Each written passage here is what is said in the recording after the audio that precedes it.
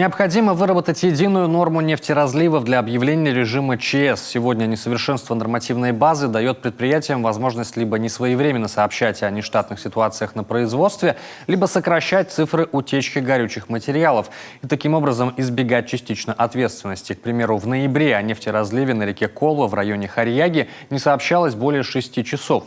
Хотя горючее уже расплывалось по реке вниз по течению, но на предприятии, где произошла утечка, ничего оперативно не предприняли. Из-за этой неизвестности местные власти, а нефтеразлив коснулся нашего Усинского района, не могли объявить режим ЧС. Сегодня проблемы экологической безопасности обсудили на форуме «Арктика. Настоящее и будущее». Он стартовал в Санкт-Петербурге.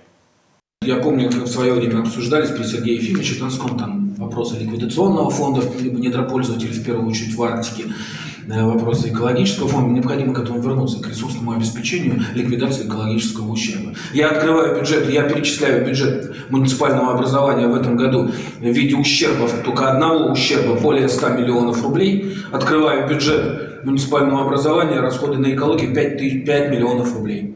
Начинаю детализацию смотреть, уборка кладбищ, значит, и 2 клумбы около администрации. Это экология вся.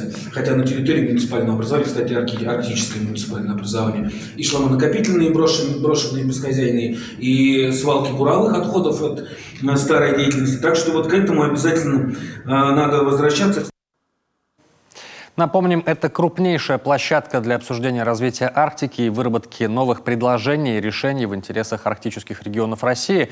Туда входят наши Воркута, Усинск, Усть-Цильма и Инта. Статус резидента позволяет получить различные налоговые преференции, в том числе льготы по федеральным, региональным, местным налогам.